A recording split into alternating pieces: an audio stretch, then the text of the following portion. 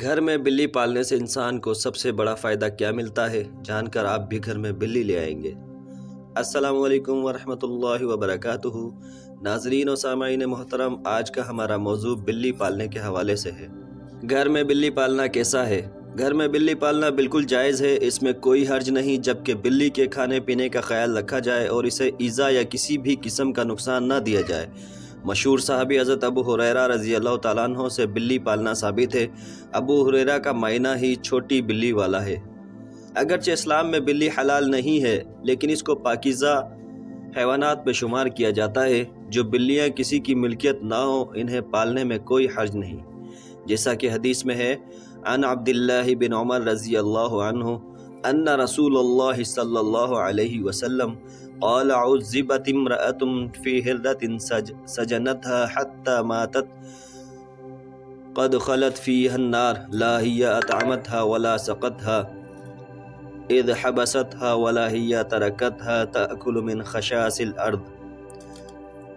سیدنا عبداللہ بن عمر رضی اللہ عنہ سے روایت ہے کہ رسول اللہ صلی اللہ علیہ وسلم نے فرمایا، ایک عورت کو بلی کی وجہ سے عذاب ہوا، اس نے بلی کو قید کر کے رکھا یہاں تک کہ وہ مر گئی، پھر اس بلی کی وجہ سے وہ جہنم میں گئی۔ جب اس نے بلی کو قید میں رکھا تو کھانا نہ دیا، نہ پانی، اور نہ ہی اسے آزاد کیا تاکہ وہ خود کیڑے مکوڑے کھا کر گزارا کر لیتی، یعنی اس نے بلی کو تڑپا کر مار ڈالا تھا، اس لیے وہ جہنم میں گئی۔ ایک سائنسی اندازے کے مطابق انسان نے بلی کو 10,000 سال پہلے پالتو بنایا تھا۔ بلی آج کے دور میں سب سے عام پالتو جانوروں میں سے ایک ہے۔ بلیوں کو پہل شاید اس وجہ سے پالا گیا کہ یہ چوہے کھاتی تھیں، اور اکثر اوقات جہاں اناج محفوظ کیا جاتا ہے وہاں انہیں پالا جاتا تھا۔ لیکن بعد ازاں ان کو انسان کے دوست اور پالتو جانور کے طور پر بھی پالا جانے لگا۔ پالتو بلیوں کے جسم پر لمبے یا چھوٹے بال ہوتے ہیں، جن کی بنیاد پر ان کی اقسام اور نسلوں کا تعین کیا جاتا ہے۔ آئیے آپ کو وہ حدیث بتاتے ہیں جس میں بلی کے متعلق ذکر کیا گیا ہے۔ دوستو، روایت سے یہ بات ثابت ہے کہ بلی اگر کھانے میں سے کچھ کھا لے یا پانی پی لے تو وہ پلید اور نجس نہیں ہو جاتا، کیونکہ مشکات شریف کی حدیث جلد اول حدیث 453 کی حدیث مبارکہ ہے کہ ایک عورت نے عائشہ رضی اللہ تعالی عنہا کو ہریسہ بھیجا تو وہ نماز پڑھ رہی تھی۔ اس عورت نے ہریسہ وہیں رکھ دیا تو بلی آئی اور آ کر اس میں سے کھا گئی۔ عائشہ رضی اللہ تعالیٰ عنہ نے نماز کے بعد اس جگہ سے ہریسہ کھایا جہاں سے بلی نے کھایا تھا، اور فرمایا، بلا شبہ رسول کریم صلی اللہ علیہ وسلم کا فرمان ہے، یہ بلی پلید و نجس نہیں، بلکہ یہ تو تم پر آنے جانے والیاں ہیں۔ حضرت عائشہ رضی اللہ تعالیٰ عنہ بیان کرتی ہیں، میں نے رسول کریم صلی اللہ علیہ وسلم کو بلی کے بچے ہوئے پانی سے وضو کرتے ہوئے دیکھا ہے۔ اسی طرح ایک اور روایت میں ہے، کبشہ بنت کعب بن مالک جو ابو قتادہ رضی اللہ تعالیٰ عنہ کی بہو ہیں، وہ بیان کرتی ہیں کہ ابو قتادہ رضی اللہ تعالیٰ عنہ ہمارے گھر آئے تو میں نے ان کے وضو کے لیے پانی برتن میں ڈالا تو بلی آئی اور اسے پینے لگی، تو انہوں نے اس کے لیے برتن ٹیڑھا کر دیا حتیٰ کہ اس نے پانی پی لیا۔ کبشہ بیان کرتی ہیں کہ انہوں نے مجھے دیکھا کہ میں ان کی طرف دیکھے جا رہی ہوں، تو وہ فرمانے لگے، کیا تم تعجب کر رہی ہو؟ تو میں نے جواب دیا، جی ہاں۔ تو وہ کہنے لگی، نبی کریم صلی اللہ علیہ وآلہ وسلم نے فرمایا ہے، یہ نجس اور پلید نہیں، بلکہ یہ تو تم پر گھومنے پھرنے والیاں ہیں۔ سنن ابو داؤد جلد اول حدیث 74۔ دوستو، جہاں تک گھر میں بلی پالنے کا سوال ہے تو فقہا کا کہنا ہے کہ گھر میں بلی پالی جا سکتی ہے، ایسا کرنے میں کوئی حرج نہیں، کیونکہ بلی نہ ہی موذی جانور ہے اور نہ ہی نجس ہے۔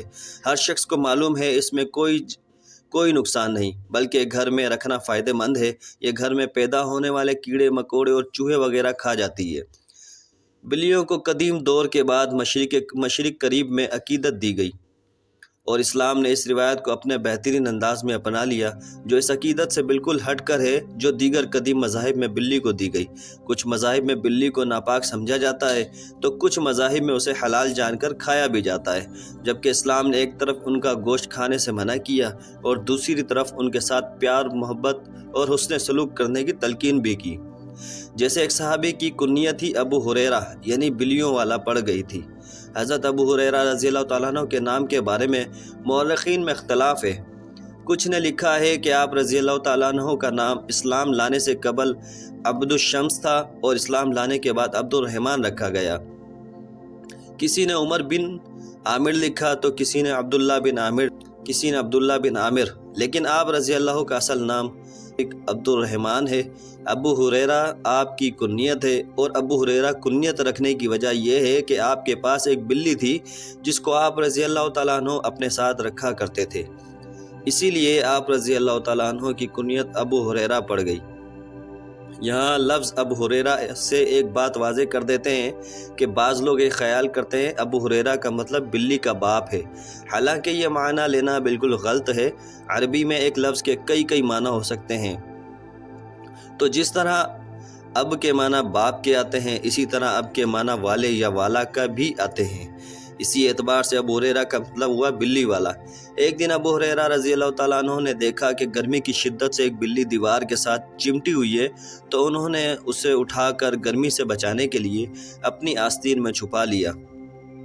دوستو، یہ روایات ثابت کرتی ہیں کہ گھر میں بلیاں پالی جا سکتی ہیں، اگر کسی کو شوق ہے تو وہ ضرور پورا کرے، مگر ان کے کھانے اور پینے کا پورا خیال رکھا جائے اور اسے کوئی تکلیف اور ایذا نہ دی جائے۔ سائنسی اعتبار سے بھی گھر میں بلی پالنے کا ایک بڑا فائدہ ہے، وہ یہ ہے کہ بلیوں کو انسانی لمس بہت پسند ہوتا ہے اور انسان بھی اس سے محفوظ ہوتا ہے۔ ماہرین کے مطابق بلی کے لمس میں اللہ نے ڈپریشن کے مرض کا علاج رکھا ہے۔